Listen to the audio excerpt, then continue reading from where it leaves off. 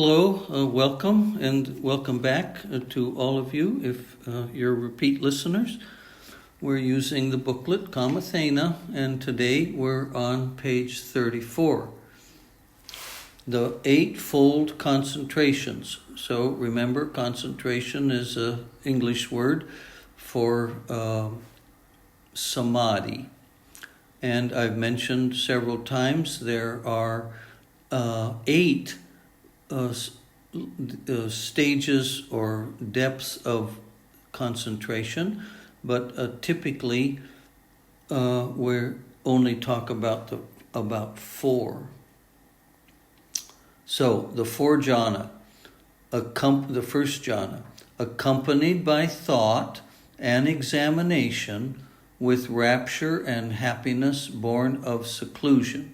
So there's thinking, you're still thinking, you're using the sati mind to investigate, to analyze, to examine.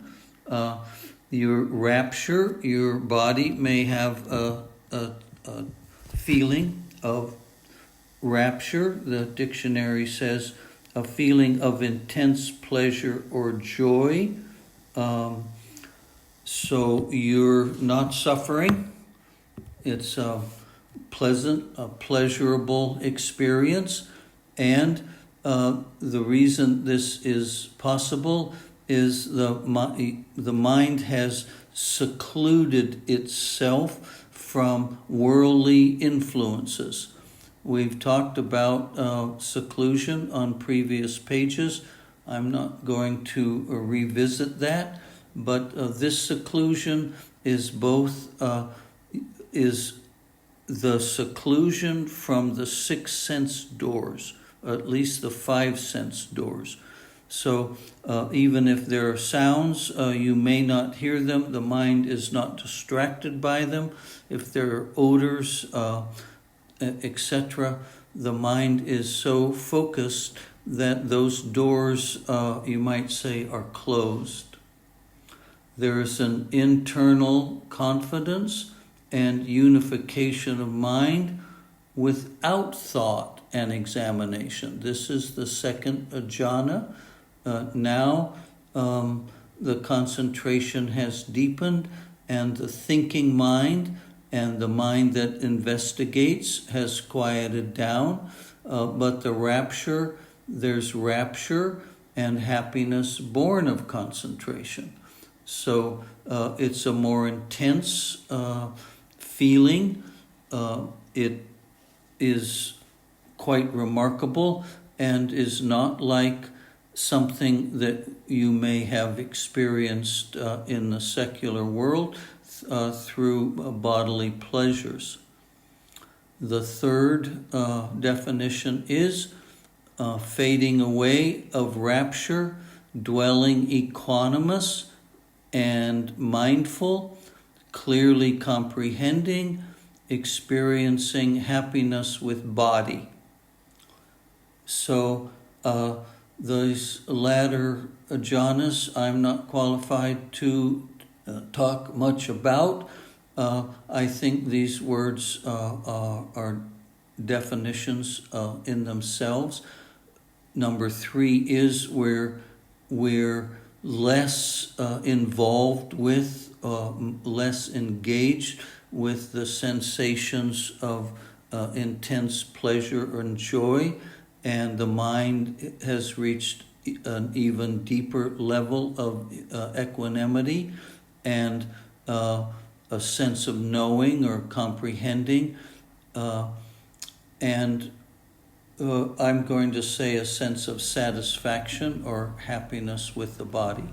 And number 4, abandoning pleasure and pain, and with the previous passing away of joy and sadness, dwelling with neither painful nor pleasant sensations, no more rapture, but with purification of mindfulness and equanimity.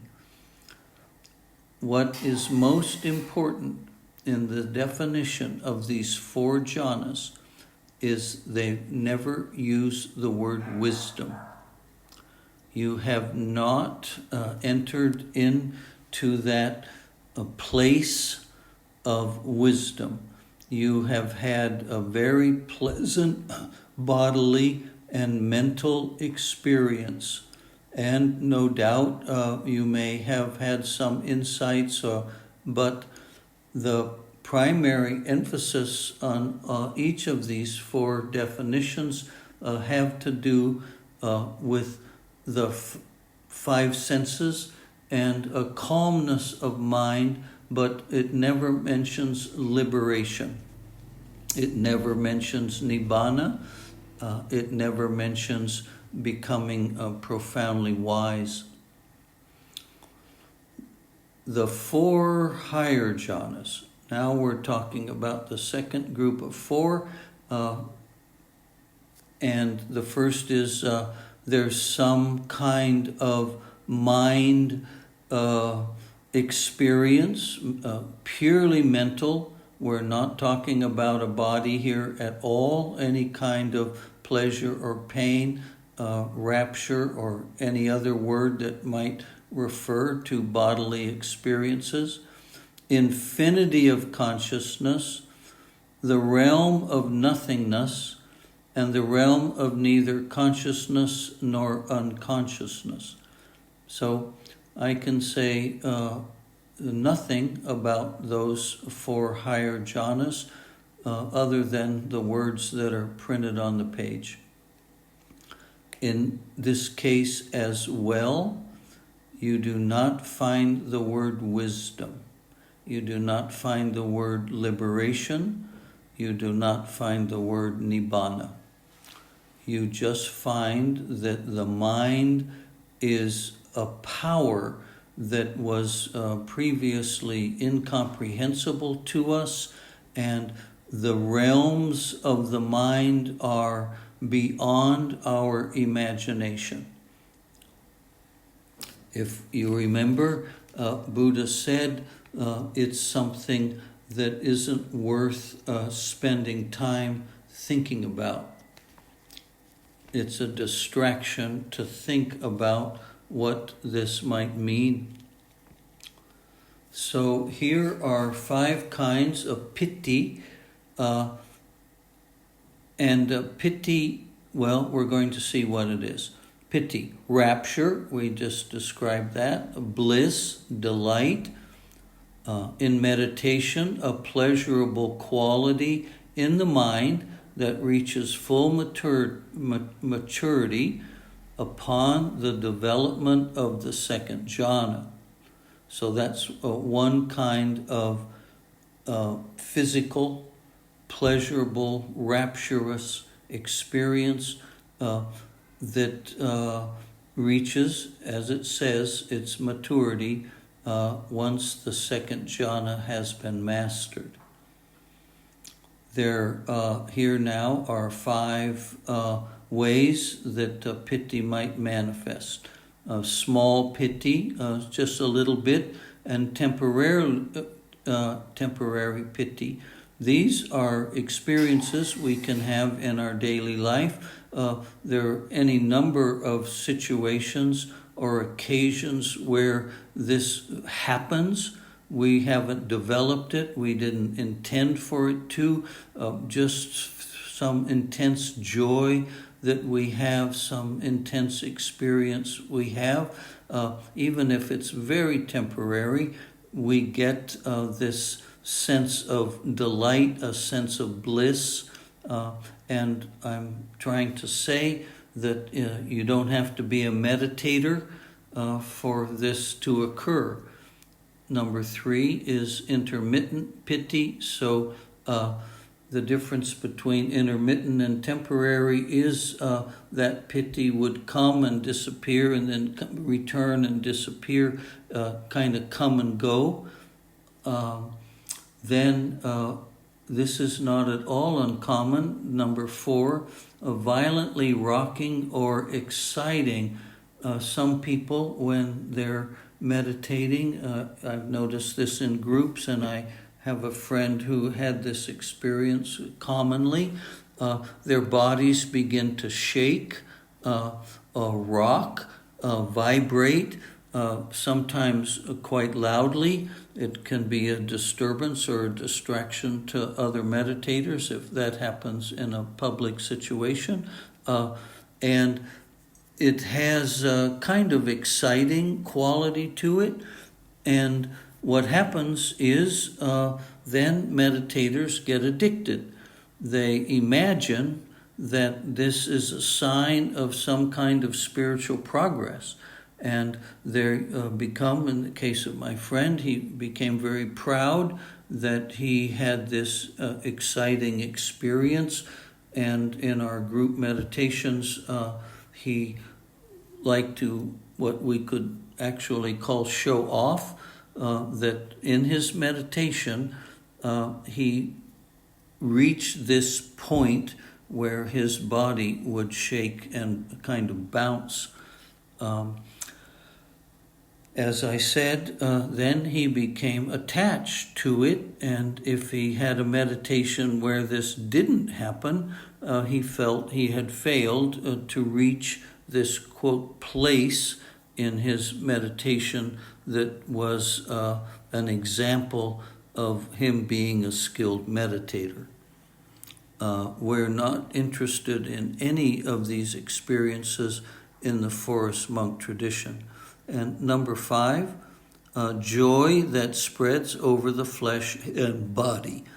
We've talked about that up under the 4 jhanas, this joy and rapture that spreads over the flesh and body.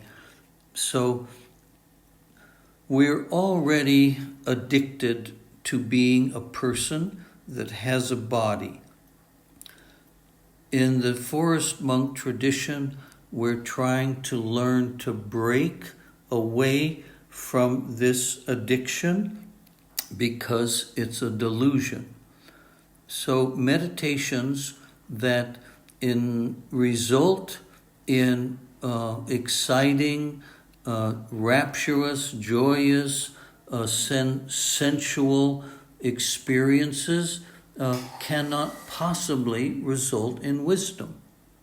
So if you're having any of these physical experiences in your meditation, in the forest monk tradition, they are not valued. They are a distraction. They continue to keep you imprisoned in the belief that you are having these experiences. And you imagine, we imagine that these experiences prove that we're somehow more advanced in meditation than those who don't have them. Those who don't have them are lucky. Piti parmat, joy or contentment, delightfulness or delight necessary for higher levels of samadhi, and in this case it says it's followed by wisdom. So I'm not familiar with that in the forest monk tradition, and in my own experience, the jhanas anyway do not result in wisdom. But perhaps this particular version of piti may be a precursor to having an insight that really constitutes wisdom. Okay, because page 35 is a longer page, which may require the usual time of about 30 minutes, going to end today's talk on page 34. I'm grateful to all of you who reached the end. I hope you will be blessed with this Dhamma and that it can be shared with others as well. Thank you very much.